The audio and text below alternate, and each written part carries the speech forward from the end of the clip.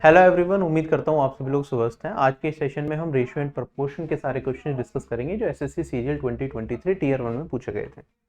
Total अगर हम बात करें, आपका पेपर ये 39 शिफ्ट में हुआ था, जिसमें 27 नॉर्मल क्वेश्चंस आपको मिलेंगे और 7 क्वेश्चंस एज के थे। तो टोटल 34 क्वेश्चंस 39 शिफ्ट में, तो एक शिफ्ट में एक क्वेश्चन। क्वेश्चंस का लेवल कंपेरेटिवली काफी इजी है, बहुत कम टाइम में सोल्व किए जा सकते हैं। आप खुद से भी सोल्व करेंगे तो मैक्सिमम हो सकता है आप कर पाए। बाकी अगर आप एप्लीकेशन पे देख रहे हैं, आरबी के पेड यूजर हैं, तो वहाँ पे आपको साथ में जहाँ ये वीडियो होगी उसके बराबर में क्विज का ऑप्शन भी मिल रहा होगा, तो आप क्विज की फॉर्म में भी ये क्वेश्चन देख सकते हैं। अगर आपने सारा कंटेंट पढ़ा है तो सारे के सारे क्वेश्चन बड़े इजीली आप कर पाएंगे। ठीक है, बाकी आज की इस वीडियो में मैं सारे के सारे क्वेश्चन एक एक करके सोल्व कराऊंगा, तो मे भी आपको कुछ ना कुछ सीखने को मिले। ठीक है, बाकी लोग जो यूट्यूब पे देख रहे हैं उन्होंने पहले डिटेल में नहीं पढ़ रखा, तो काफ़ी चीज़ें यहाँ पे अच्छी सीखने को मिलेंगी। चैनल को अभी तक सब्सक्राइब नहीं किया है तो सब्सक्राइब जरूर करें। और एक प्लेलिस्ट अलग से अवेलेबल है जिसमें एसएससी सीजीएल 2023 टीयर 1 के सारे चैप्टर्स के हम क्वेश्चन सोल्व कर रहे हैं। तो अगर आप फ्यूचर में कभी ये वीडियो देख रहे होंगे तो हो सकता है कि सारी वीडियोज अवेलेबल हो, बाकी आप अभी भी कुछ चैप्टर्स की वीडियोज अवेलेबल है, वो आप वहाँ पे देख सकते हैं। तो फटाफट से मैं सेशन की शुरुआत करूंगा यहाँ पे।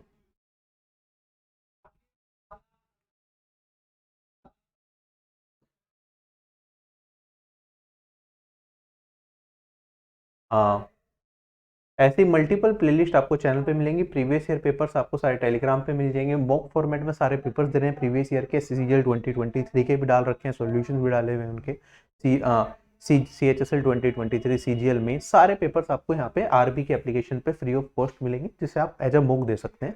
तो जरूर दें, इससे आपको काफी अच्छा आपका प्रिपरेशन का आइडिया लगेगा और कंप्लीट प्रिपरेशन के लिए आप ऑफिसर बैच से जुड़ सकते हैं। चलो लेट्स गेट स्टार्टेड। यहाँ पे हमारे पास पहला क्वेश्चन है। 4 नंबर्स दे रखे हैं 39, 117, 17 एंड वाई, ये प्रोपोर्शन में है, तो हमें वाई की वैल्यू बतानी है।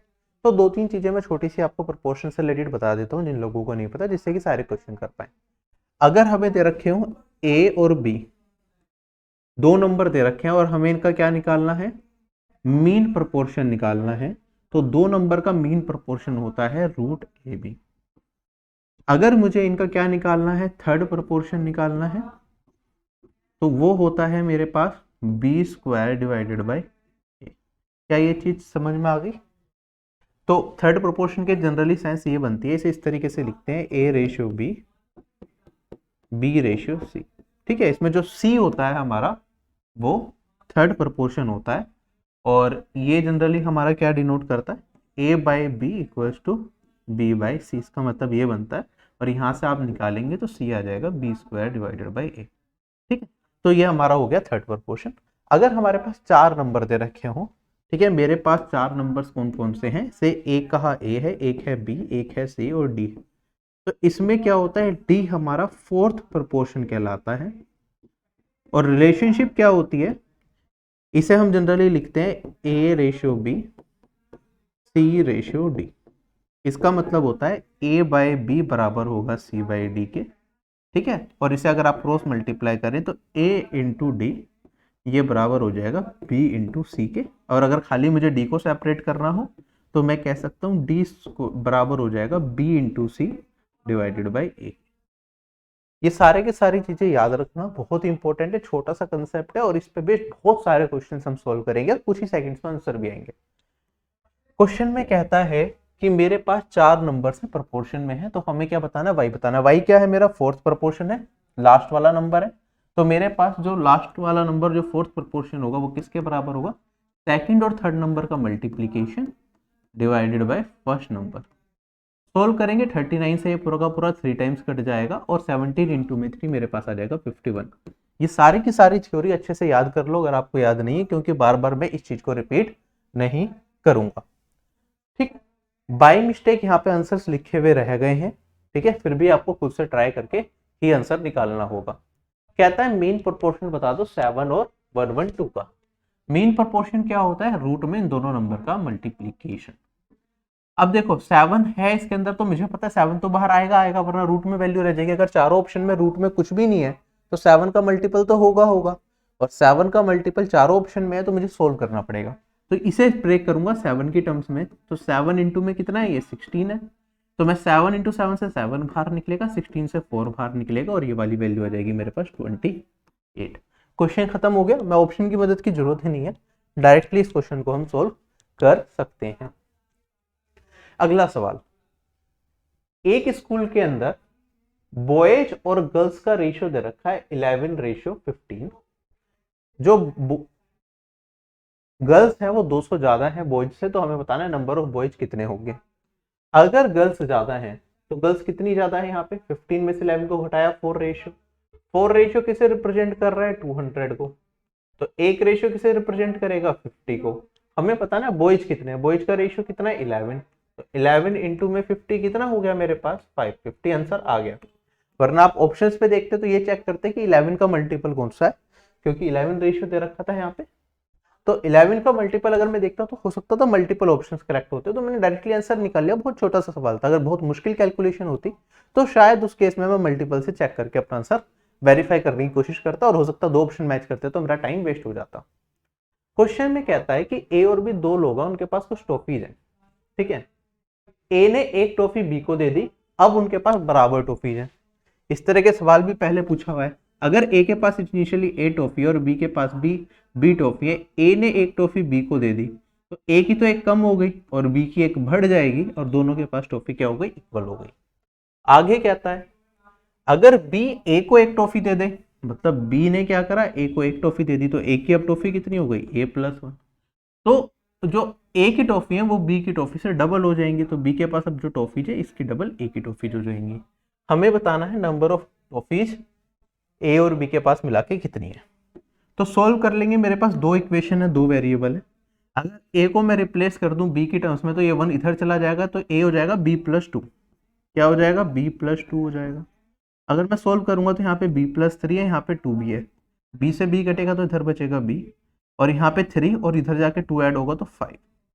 B का मान आ गया 5। अगर B का मान मेरे पास यहाँ पे 5 निकल के आया, तो 5 और 1 6 और 1 7, ए कितना हो गया 7, और A+B कितना हो गया 7 5 12। क्लियर, क्वेश्चन मेरा खत्म हो चुका है, छोटा सा सवाल था। कुछ नहीं करना, ऑप्शन के साथ क्वेश्चन पढ़ो, सोल्व करते जाओ, आंसर आ जाएगा। बहुत मुश्किल कैलकुलेशन होगी तो ऑप्शन देखिए। जनरल तरीका क्या होता है कोई भी क्वेश्चन सोल्व करने का, पहले हम ऑप्शंस में नजर डालते हैं, ऑप्शंस क्या है, ठीक है। उससे कुछ चीजें पता चल जाती हैं, यूनिट डिजिट अलग है या नहीं है, ठीक है, ऑप्शंस पास पास है या दूर दूर है, ठीक है। कुछ फैक्टर्स हमें आइडिया लग जाता है ऑप्शन से।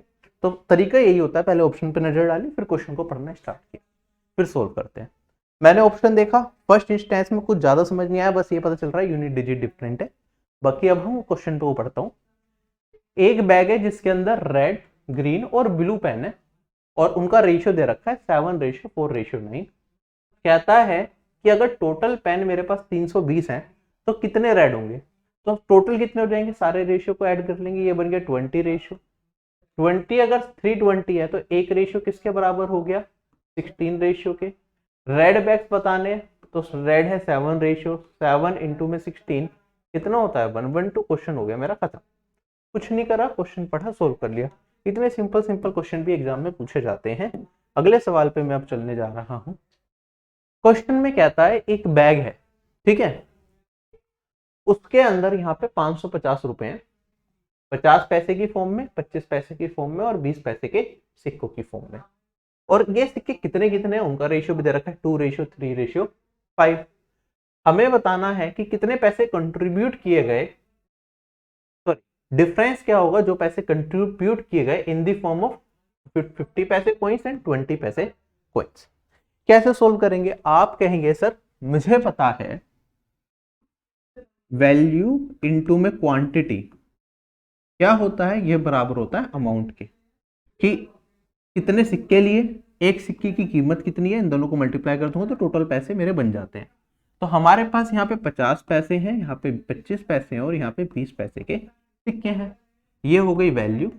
और अगर मैं अमाउंट की मैं क्वांटिटी की बात करूं तो रेशियो दे रखा है 2 3 और 5। तो इसे 2x मान लिया, इसे 3x मान लिया, और मैंने कहा इसे 5x मान लेते हैं।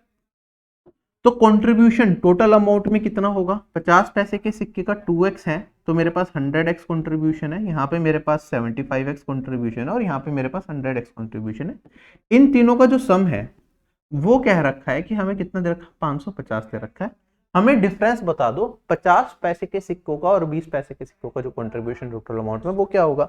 अगर इनका डिफरेंस ही बताना है तो आप डायरेक्टली नहीं कह सकते क्या सर ये 100x है इसका कंट्रीब्यूशन, इसका भी 100x है। अब x निकालने की जरूरत ही नहीं, जब डिफरेंस बताना है तो ये तो वैसे ही जीरो आ जाएगा। क्वेश्चन खत्म हो गया, मेरे को सोल्व करने की जरूरत ही नहीं है, बस आपको समझाने के लिए मैंने एक चीज लिखी। अदरवाइज ये क्वेश्चन मेरा स्टार्टिंग में पढ़ते ही सोल्व हो जाता।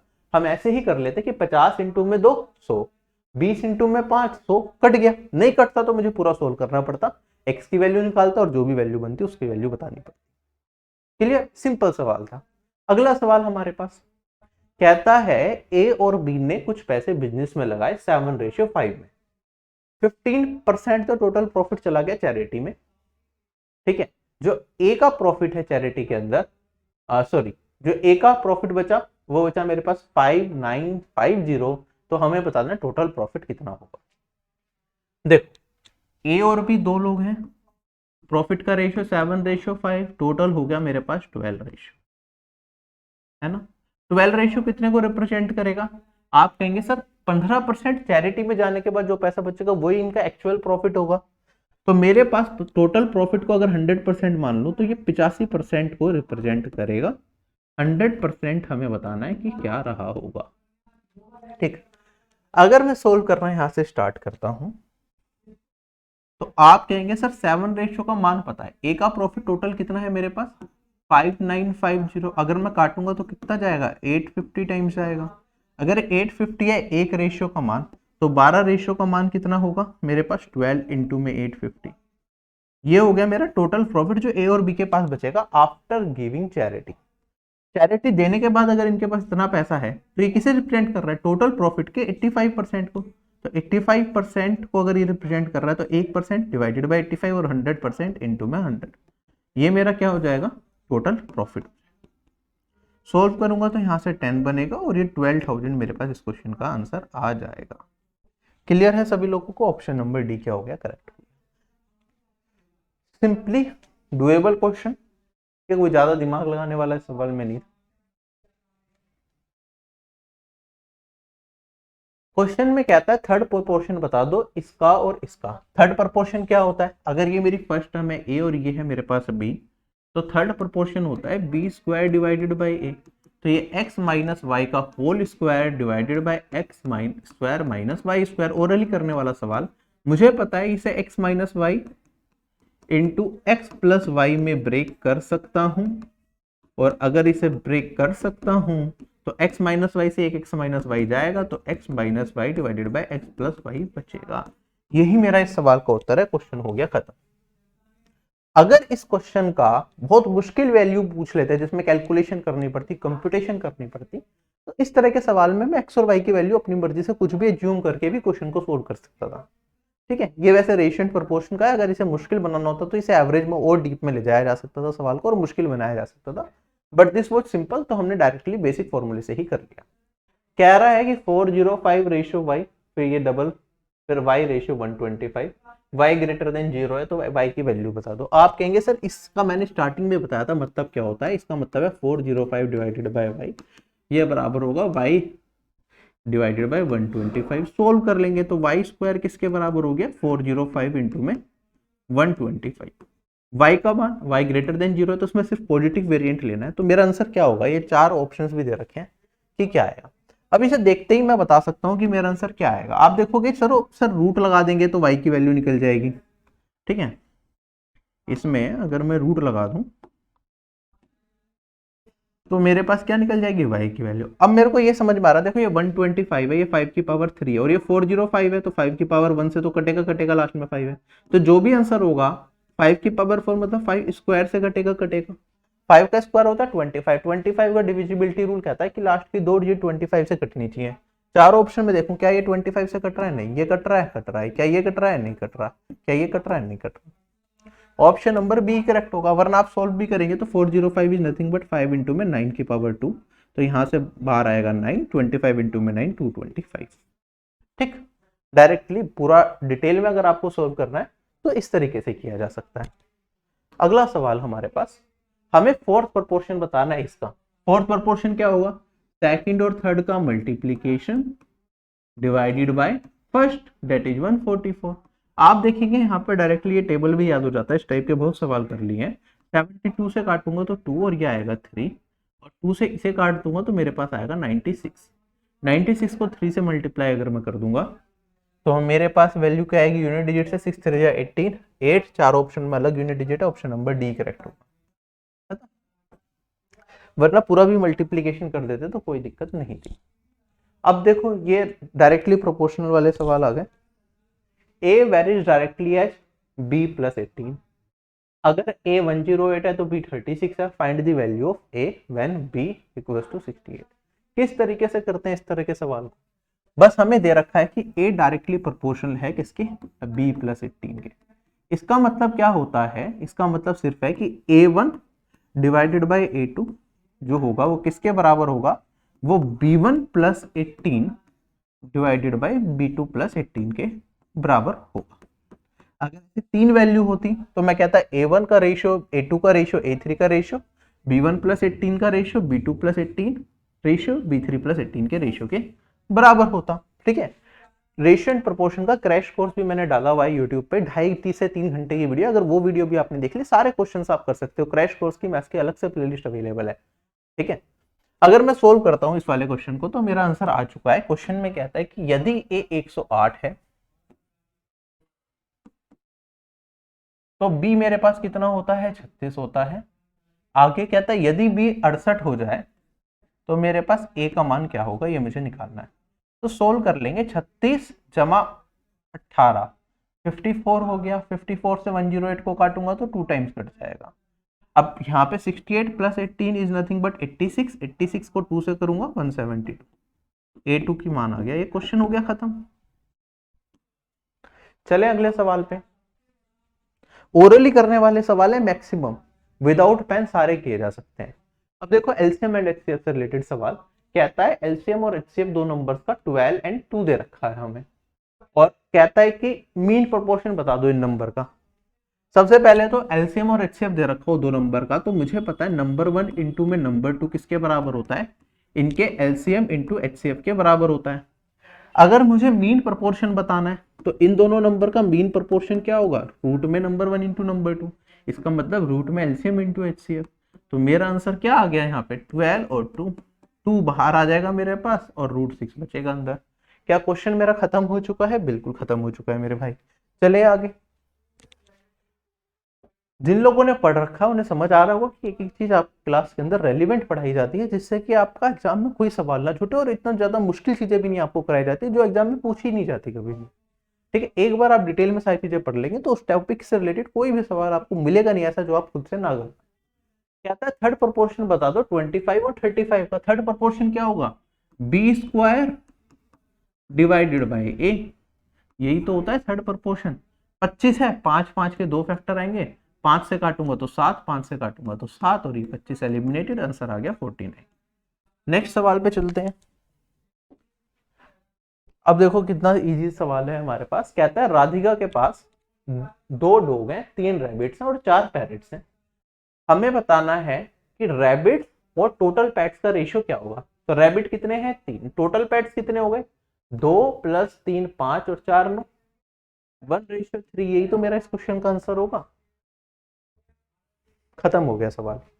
अगला क्वेश्चन हमारे पास वही दे रखा है, A/B, फिर डबल B/C, फिर यहाँ पे B 96 दे रखा है।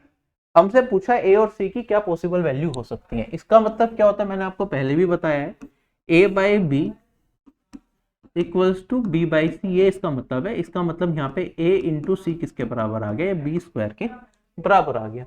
हमसे कहता है A और C का क्या मान हो सकता है। B का वैल्यू दे रखी है मुझे, ये कितनी हो गई, 96 का स्क्वायर। अब देखो मल्टीपल चीजें आप यहाँ पे ट्राई कर सकते हैं इस क्वेश्चन को सोल्व करने के लिए। अब यहाँ पे A की वैल्यूज दे रखी है और C की वैल्यू। आप A की वैल्यू यहाँ पे रखो, C की वैल्यू चेक करो कि क्या ये आ रही है। आ रही है तो आपका आंसर आ गया, अदरवाइज नहीं आ रहा। बाकी आप ये भी ट्राई कर सकते हैं, इन दोनों को मल्टीप्लाई करके किसमें ये बनेगा, तो इसका स्क्वायर निकालोगे पहले, फिर मल्टीप्लाई करोगे तो वो लंबा चौड़ा काम है। तो बेटर क्या है मेरे पास कि मैं क्या रखूं, A की वैल्यू इनमें से रखूं और C की वैल्यू निकालूं कि सेम आ रही है नहीं रही। जैसे A को अगर मैंने 16 रखा तो C क्या होगा, 96 इंटू 96 डिवाइडेड बाई 16। यहाँ से काटूंगा तो 6, 6 6 जा 36, 54 और 3 57, 576, ये तो नहीं आ रहा। ऐसे अगर मैं a को 24 रखूं, अब डायरेक्टली कर लो, मेरे को पता है कि अगर मैं 24 से काटूंगा इसे तो कितना आएगा 4, 4 इंटू 96 करूंगा तो मेरे पास वैल्यू क्या आएगी, ये 100 से 4 कम है तो वो 400 से कितना कम होगा, 4 इंटू 4 16 कम होगा, 400 में से 16 घटाऊंगा तो ये नहीं आएगा, वो 384 आएगा। a को अगर रखा 48 तो 96 कितने टाइम्स आएगा, 2 टाइम्स 2, तो 96 इंटू में 2 क्या होता है, 180 समथिंग कुछ होता है, तो ये भी नहीं हो सकता और मेरा इस क्वेश्चन का आंसर यही आएगा। एक अप्रोच तो ये हो गई कि मैंने बेसिक से सोल्व कर लिया। दूसरा आप यूनिट डिजिट भी ट्राई कर सकते थे, सर a इंटू सी अगर इसके बराबर है बी स्क्वायर के, 6 का स्क्वायर कितना होगा 36, तो यूनिट डिजिट आएगी आंसर में 6, 6 इंटू 6 36 ये हो सकता है, 4 इंटू 4 16 ये भी हो सकता है, 8 इंटू 8 64 ये नहीं हो सकता, 2 इंटू 8 16 ये भी हो सकता है। तो यूनिट डिजिट से मेरा काम नहीं बनता, काफी लंबा चला जाता, तो हमने यहाँ पे डायरेक्टली करा।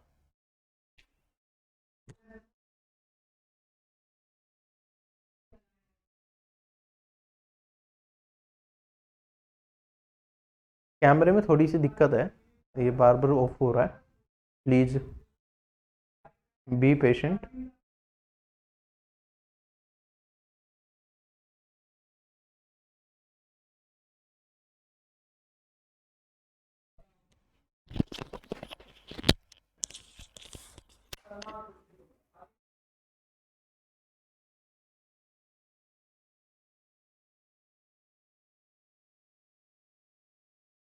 नेक्स्ट क्वेश्चन की तरफ हम चलते हैं।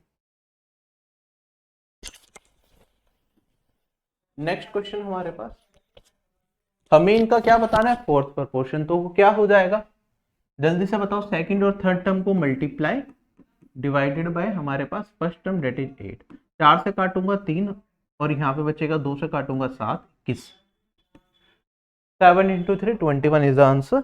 नेक्स्ट क्वेश्चन भी है,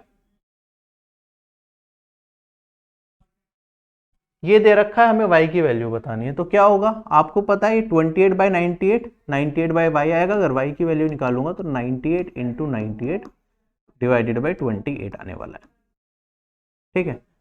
90 ये मेरा पहले 2 से काटूंगा अगर मैं इसे तो ये 49 आएगा, इसे 2 से काटूंगा 49 और ये 4 से कटेगा तो 7, 7 से काटूंगा तो 7, 49 इंटू 7 कितना होता है 343, 7 का क्यूब होता है। क्वेश्चन क्या हो गया, ऑप्शन नंबर ए करेक्ट हो गया।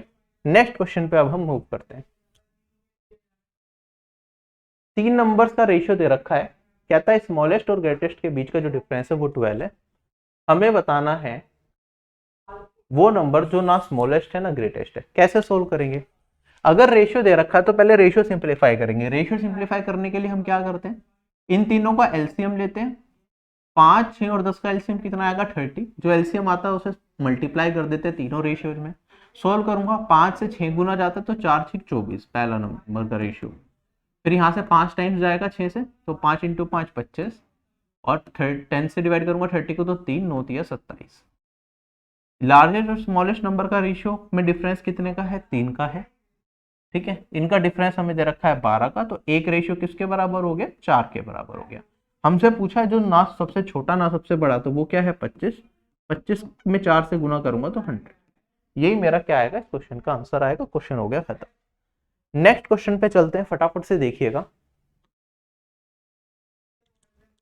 कहता है इन चारों में से सबसे लोएस्ट रेशियो कौन सा है। अब ऐसा सवाल जब भी आपको आए, फ्रैक्शन में दे रखा, आप ध्यान देंगे 19 है 38 है 38 है 19 है, अगर डिनोमिनेटर सबके सेम कर दिए जाए तब भी मैं बता सकता हूँ लोएस्ट कौन सा, न्यूमरेटर सेम कर दिए जाए तब भी बताया जा सकता है।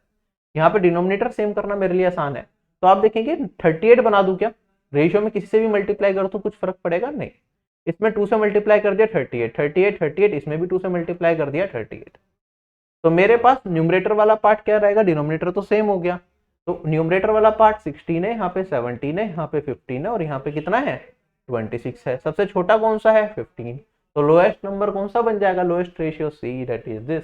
क्वेश्चन हो गया खत्म। चलें क्या आगे, नेक्स्ट क्वेश्चन हमारे पास। इसका एक दूसरा तरीका भी होता है, अगर आप ऐसे ना करना चाहें आप कॉमन रेशियो को काट भी सकते हैं। 4 नंबर्स लिखे थे ना, इन चारों को रेशियो में लिखते, सिंप्लीफाई करते, जिसका सबसे बड़ा रेशियो बनता वो आ जाता। कैसे कह रहा हूं मैं, सुन लो। एक तो तरीका ये, चारों नंबर में ग्रेटेस्ट बताना है ना, 8/19 है मेरे पास, एक 17/38 है। दूसरा तरीका बोल रहा हूँ, पहला तो मैंने डिनोमिनेटर सेम करके करा ही दिया आपको। 15/38 है और ये मेरे पास 13/19।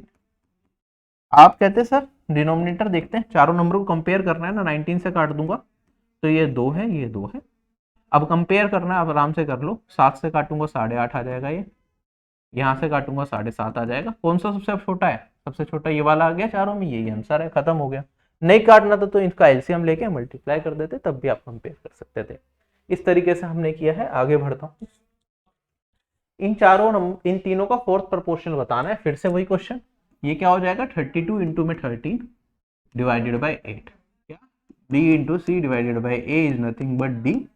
8 से काटूंगा 4, 13 इंटू 4 कितना? 52। This is my answer, option number D is correct. Mean proportion बताना है इन दोनों का। मीन प्रोपोर्शन में क्या करते हैं हम? इन दोनों को मल्टीप्लाई करते हैं और रूट ले लेते हैं। इन दोनों को जब मैं मल्टीप्लाई करूंगा तो आप देखेंगे a प्लस बी और a प्लस बी का क्यूब है, तो a प्लस बी की पावर 4, a माइनस बी का cube a minus B, power क्या हो जाएगी? 3 और 1 4। रूट से बाहर निकालूंगा तो a प्लस बी का होल स्क्वायर और a माइनस बी का होल स्क्वायर, यही तो आंसर आएगा। कौन सा ऑप्शन करेक्ट हो गया? ऑप्शन नंबर डी करेक्ट हो गया। नेक्स्ट क्वेश्चन पे अब हम चलते हैं। अगला सवाल कहता है एक स्कूल के अंदर बॉयज का रेशियो और बॉयज एंड गर्ल्स का कंबाइंड रेशियो ये हमें दे रखा है 7:17। नंबर ऑफ बॉयज दे रखे हैं 1099, तो हमें बताना है नंबर ऑफ गर्ल्स कितनी रही होंगी। कैसे सोल्व करेंगे? आप कहेंगे सर बॉयज तो चलो मैंने मान लिया 7 है, तो इस 17 में से बॉयज 7 होंगे तो गर्ल्स कितनी होगी? 17 माइनस 7 डेट इज 10, तो गर्ल्स हो गई मेरी 10 रेशियो। 7 रेशियो किसे रिप्रेजेंट करता है? ये रिप्रेजेंट करता है 1099 को। हमें बताना है 10 रेशियो किसे रिप्रेजेंट करेगा। कैसे सोल्व करेंगे? एक तो आप कह सकते हैं सर 10 का मल्टीपल होगा, चारों ऑप्शन 10 के मल्टीपल है, वो तो हट गया। 7 में क्या मल्टीप्लाई करूं कि ये आ जाए? तो आप कहेंगे सर यूनिट डिजिट मुझे क्या चाहिए? 9 चाहिए। 7 में किससे मल्टीप्लाई करें यूनिट डिजिट 9 मिले? तो आप कहेंगे सर 7 से ही करना पड़ता है। 7 7 जा 49, तो यहाँ पर कुछ वैल्यू आएगी मेरे पास और लास्ट में 7 आएगा। और 10 रेशियो निकालूंगा, जब इसमें ये वाला नंबर मल्टीप्लाई करूंगा तो मेरे पास लास्ट में क्या आएगा? 70। तो चारों ऑप्शंस देखो 70 किसमें? ऑप्शन नंबर ए में ये आंसर हो गया। अदरवाइज आप पूरा सोल्व कर लो। यहाँ पे 7 से डिवाइड करना कोई मुश्किल काम थोड़ी है। 157 आएगा ये, और यहाँ पे 157 में 10 से मल्टीप्लाई कर दूंगा तो 1570 आ जाएगा। क्लियर? अगले सवाल पे मैं बढ़ता हूं। क्वेश्चन में कहता है कि सबसे छोटा नंबर क्या सब्ट्रैक्ट कर दूं 2 और 3 में, जिससे कि जो 4n का थर्ड प्रोपोर्शन बन जाए। तो 4 थर्ड प्रोपोर्शन, तो 4 किसके बराबर होता है थर्ड प्रोपोर्शन? जो दूसरा नंबर का स्क्वायर, दूसरे नंबर में कुछ सब्ट्रैक्ट करना है, इसे मैंने x सब्ट्रैक्ट करा और डिवाइडेड बाय पहला नंबर, पहले नंबर में ये सब्ट्रैक्ट करा, तभी तो ये मेरा थर्ड प्रोपोर्शन बनेगा। x की वैल्यू बतानी क्या होगी? एक तरीका है बेसिक से सोल्व करो, दूसरा तरीका है ऑप्शंस की मदद लो। अब देखो सबसे आसान क्या है, देखो 2 रख दूंगा तो नीचे डिनोमिनेटर में 0 नॉट पॉसिबल, 3 रख दूंगा न्यूमरेटर में 0, वो 4 के बराबर नहीं बनने देगा। 1 और 4 में से आंसर आएगा, पहले मैंने रख दिया यहाँ पे 1। अगर मैं 1 रखता हूं तो 3 माइनस 1 2, 2 का स्क्वायर 4, नीचे 1 सेटिस्फाई करके यही आंसर है। ठीक है, अगर मैं 4 रखता तो यहाँ पे मेरे पास -1 आता, यहाँ पे -2 आता, तो 1 अपॉन में -2 बचता, जो कि पॉसिबल नहीं है। तो option number A he correct होगा। खत्म हो गया क्वेश्चन। अगले सवाल पे चले क्या? कहता है थर्ड प्रोपोर्शन इन दोनों का क्या है? 48 है, तो पॉजिटिव वैल्यू ऑफ y बता। थर्ड प्रोपोर्शन क्या होता है हमारे पास? सेकंड प्रोपोर्शन का square divided by 3x square, ये किसके बराबर है? 48। इसे सिंप्लीफाई करूंगा तो मेरे पास x स्क्वायर से x स्क्वायर कटेगा, 4 4 जा 16, 16 y स्क्वायर डिवाइडेड बाय यहाँ पे बचेगा 3, ये इसके बराबर। 16 से 48 को काटूंगा तो 3, y स्क्वायर आ जाएगा, 3 इंटू 3 9। पॉजिटिव वैल्यू ऑफ अगर y बतानी है तो वो क्या होगी? 3। वैसे +-3 आता है भाई, हमें पॉजिटिव बताना है तो वो हो गया 3। Option number C is correct. Next question, इन सब में स्मॉलेस्ट रेशियो बताना है। हमें फिर से वही काम करेंगे, हम स्मॉलेस्ट अगर बताना है मुझे तो इन सब का क्या डिनोमिनेटर वाले पार्ट का एलसीएम ले लो। डिनोमिनेटर, तो डिनोमिनेटर को एलिमिनेट कर सकते हैं हम। 9 6 6 और 9 का एलसीएम कितना आया? 18। 18 और 12 का एलसीएम कितना है 36, 36, 36 और 18 का 36। सब में अगर 36 से मल्टीप्लाई कर दूं तो कुछ बदलाव आएगा क्या? नहीं आएगा। जो स्मॉलेस्ट है वो स्मॉलेस्ट रहेगा, जो बिगेस्ट है वो बिगेस्ट रहेगा। अब यहाँ पे काटना है 36 को 6 टाइम्स, तो 30, 9 से काटूंगा 4, 28, 33 और ये कितना आएगा 26। सबसे छोटा कौन सा हो गया? 26 हो गया। तो मतलब 13/18 इज द स्मॉलेस्ट। यही मेरा इस क्वेश्चन का आंसर है। I hope this question is also clear. Let's move to the next question.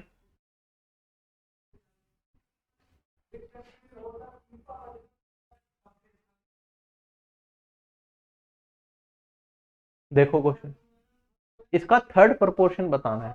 तो थर्ड प्रोपोर्शन क्या होगा? 63 इंटू 63 डिवाइडेड बाई 7, 7 से काटेंगे 9, 9 इंटू 63 कितना हो गया? 9 3 27, unit digit 7, option number A is correct. Next question हमारे पास कहता है अविनाश की जो मंथली सैलरी है वो 50,000 रुपए है और उसका मंथली एक्सपेंडिचर दे रखा है 18,000। राधा की मंथली सैलरी 60,000 है, मंथली एक्सपेंडिचर कितना है 24,000। Ratio of Radha saving to Avinash saving बताना है।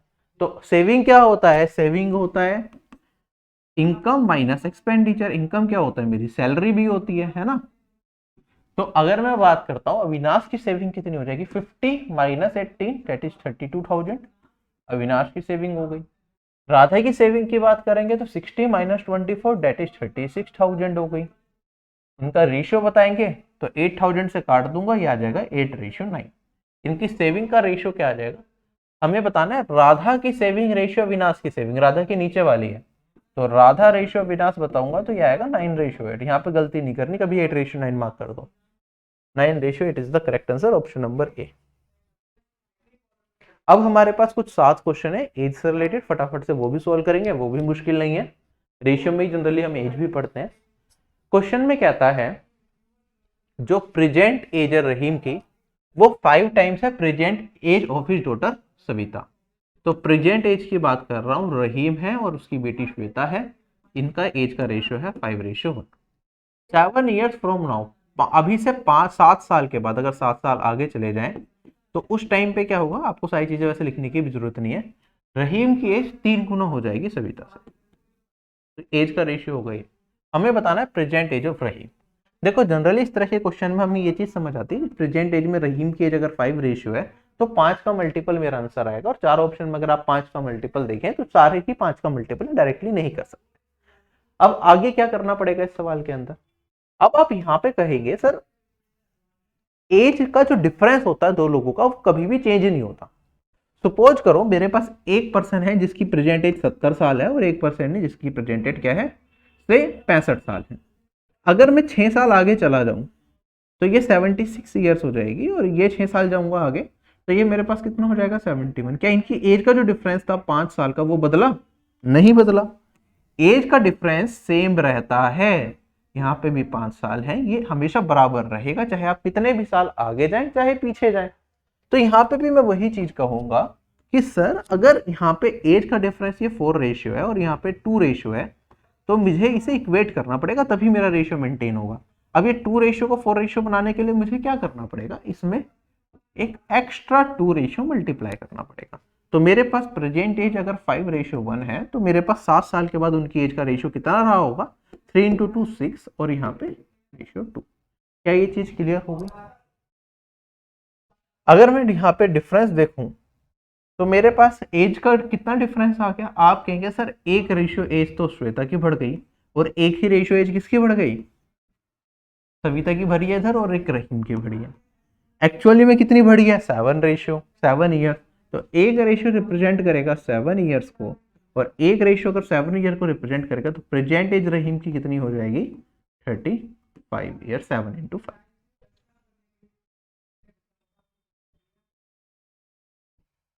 अगले सवाल पे चलते हैं। कैमरा थोड़ा सा परेशान कर रहा है, इसे हम सही करवा लेंगे जल्दी।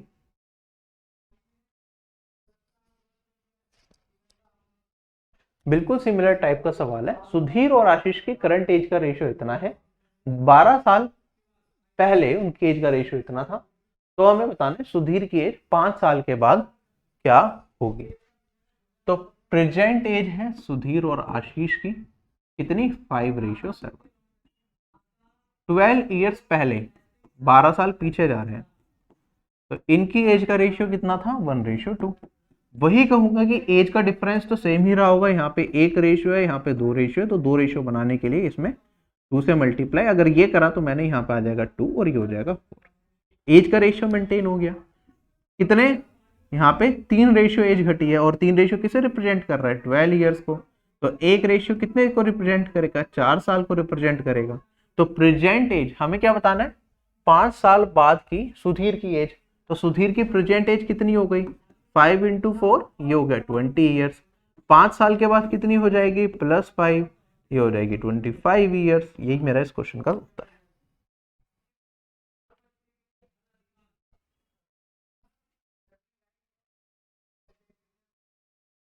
नेक्स्ट क्वेश्चन पे अब हम मूव करते हैं। क्वेश्चन में कहता है ज्ञानेंद्र और अरविंद 2 लोग हैं, उनकी एज का रेशियो इतना है, उनकी एज का सम दे रखा है 55 ईयर्स। उनकी एज का रेशियो क्या होगा 7 साल के बाद प्रेजेंट से। तो अभी की अगर एज का रेशियो 6:5 तो हो गया 11 रेशियो। 11 रेशियो 55 को रिप्रेजेंट कर रहा है, तो एक रेशियो किसे रिप्रेजेंट कर रहा है, 5 साल को। अगर एक रेशियो 5 साल को रिप्रेजेंट करेगा तो 6 × 5 ये हो गया 30, और 5 × 5 ये हो गया 25। ये हो गई इनकी प्रेजेंट एजेस। हमसे पूछा है कि 7 साल के बाद इनकी एज का रेशियो, तो +7 और +7 37:32, ये इनकी एज का रेशियो आ गया। क्वेश्चन हो गया खत्म। नेक्स्ट क्वेश्चन,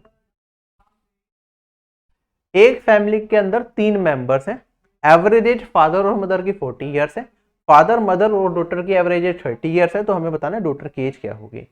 आप कहेंगे सर फादर मदर और डॉटर की एवरेज इतनी है, तो father plus mother plus daughter average इतना है, तो टोटल कितना होगा, 3 लोग हैं तो 30 × 3 हो गया 90 ईयर्स। फादर और मदर की एवरेज एज कितनी दे रखी है, 40, तो टोटल एज कितनी हो जाएगी, 40 × 2 80।